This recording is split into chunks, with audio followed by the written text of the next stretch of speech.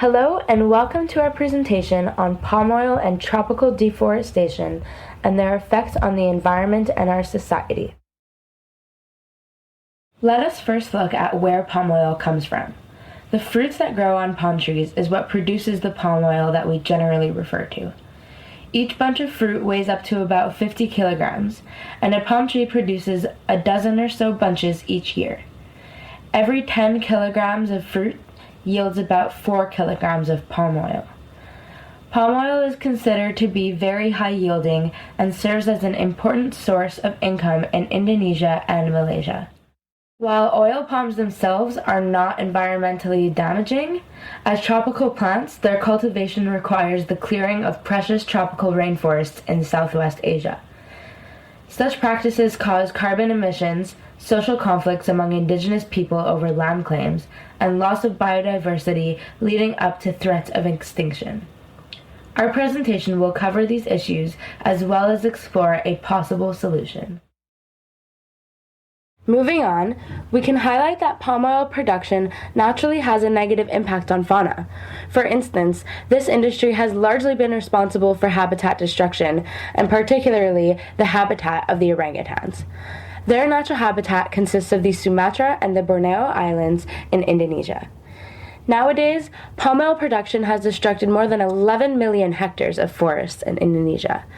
As a result, this situation has pushed the orangutans to abandon their natural habitat for more urban areas, which often leads to a direct confrontation between them and humans. Unfortunately, the orangutans are now listed as an at-risk species due to palm oil production. It is no secret that our world's primary rainforests function as the lungs of our planet. Rainforests and peat swamps store vastly more carbon above and below the ground than palm plantations.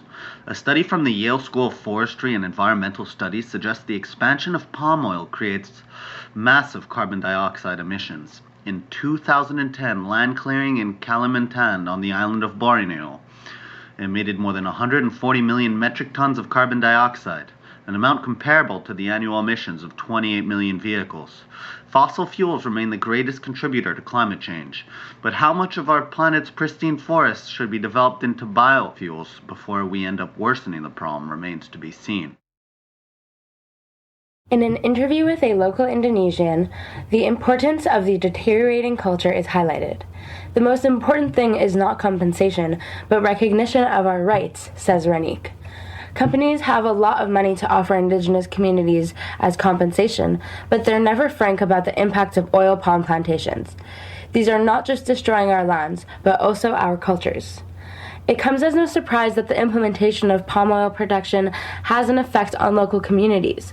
According to sustainablepalmoil.org, these effects include land grabs, loss of livelihoods, social conflict, and forced migration.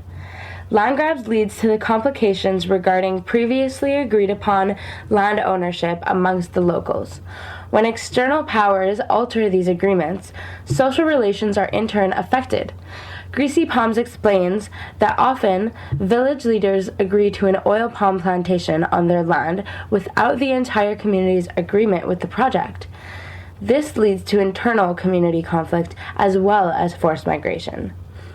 As we know, palm oil production destroys soil as well as pollutes water. This leads to changes in cultivation practices, which in turn affects food insecurity as well as contributes to the deterioration of the culture. A final thing that contributes to social conflicts is the increasing dependency that the locals gain on the plantations when it comes to jobs as well as money for food. This again alters their original way of life. Palm oil clearly is an issue for the destruction of forests and habitat species. However, some measures have been taken to improve the process by which palm trees are cultivated. The Roundtable on Sustainable Palm Oil is a multi-stakeholder non-profit organization that works to promote the cultivation and use of sustainable palm oil products through cooperation within the supply chain and open dialogue between its stakeholders. Its 8 principles underline in which the way the Roundtable addresses the challenge posed by palm oil production: protecting the environment, providing a livelihood for smallholders, and meeting the demand of a growing population. While these principles clearly address the key issues, the RSPO could still be improved in its management and its governance. It could give more importance to environmental organizations to have more weight in the decision-making process. Another issue is for the development of a monitoring technique in order to make sure that members are complying with regulations that are put in place. Finally, the RSPO has been criticized for its inability to take a strong stand to prevent forest destruction and protect habitats. To conclude, we have seen that the production of palm oil has many negative impacts at different levels. First, flora and fauna are both affected because of deforestation and habitat destruction. Because of this, many species such as the orangutan are listed as endangered. Moreover, as a result of deforestation, the primary carbon sinks are being removed, thus further contributing to climate change. Not only are we witnessing a massive destruction of pristine forests, we're also affecting the well-being of certain local communities